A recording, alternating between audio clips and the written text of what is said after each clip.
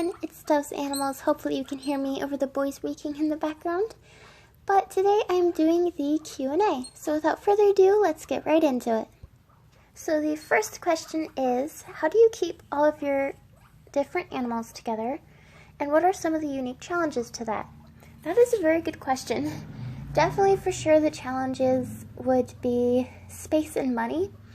It can be pretty expensive the more pets you get and stuff. And space, just because, you know, more space for cages and things, at least for my case, where they're small animals and not cats where they can roam all over the house or something. I guess kind of going with that would be more frequent trips to the store, which isn't necessarily a huge downside unless you're like in the middle of nowhere or something, but it can be a little more annoying. So space, money, and more frequent trips to the store, I say, would be the biggest like challenges or downsides, if you want to call it that. I know this sounds silly, but sometimes keeping them separate, usually that's not a big issue or challenge. It's more so on occasion, like when I've had a hamster escape and then they tried to get into the guinea pig cage, that kind of thing. That's definitely been a unique challenge for sure. But it is nice, luckily, being able to stack the cages on top of each other. It does help a little bit with space issues. So hopefully that answers your question. If not, let me know. So another question is, who are your favorite YouTubers? So I have a lot, actually, that I watch. Usually it's honestly a lot of random things, not necessarily sticking to specific channels. For sure, pretty much all of the popular animal channels, more so hamster ones. Hopping Hammy, Aaron's Animals, Chocolate Colors 26, which she changed her name, and for the life of me, I can never remember it, and I do not know why. Her name's Rachel, and I can't remember the rest of it. But she's nice. She has a lot of animals she takes really good care of and stuff. Those ones are definitely some of my favorite animal ones. There's also John's Guinea Pigs, Piggy World. There are so many, and they're slipping my mind right now, and I feel so bad. As far as non-specifically animal channels, I watch a lot more alternative stuff, although sadly these days, since it's not 2007 anymore, there's not a lot of more alternative things on the internet. But channels like Eugenia Cooney and Crank That Frank, I both watch them. It's more so, I am jumping all over the place.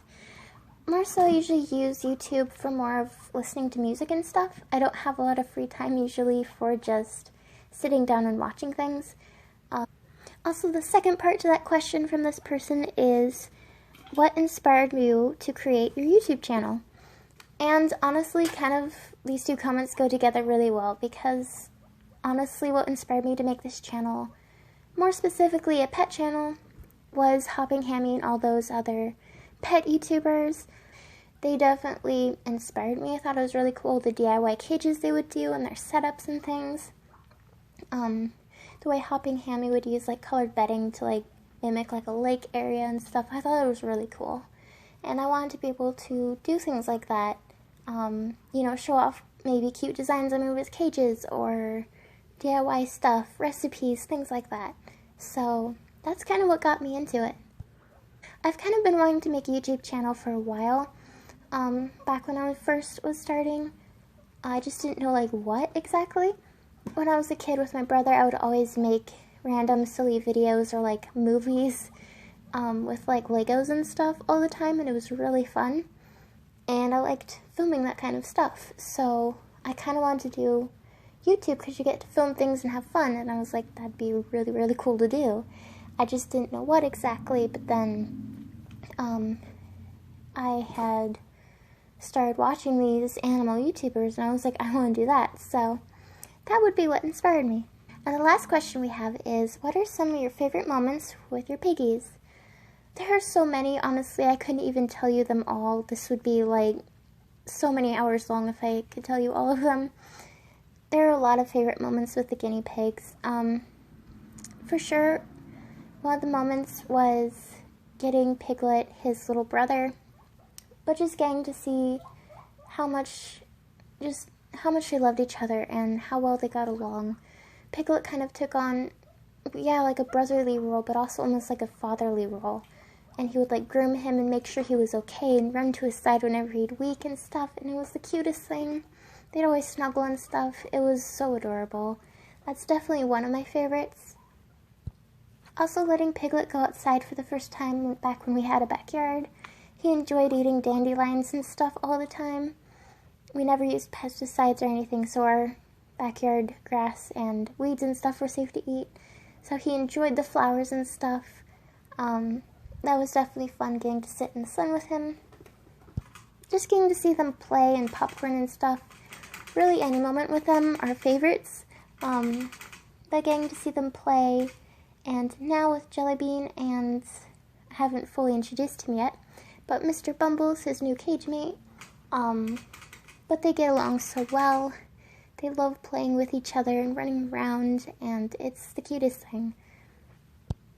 So those are all of the questions for today. Thank you guys so much for submitting them. I enjoyed answering them, and if you ever have more questions, whether I am currently collecting for a future Q&A or not, feel free to leave them in the comments and I will answer them. Hopefully I answered your questions okay. If not, I can try my best to re-answer them. And thank you so much for watching and also being patient with me for taking a little bit of a break, dealing with Piglet's death and all. And I will see you guys soon. Bye!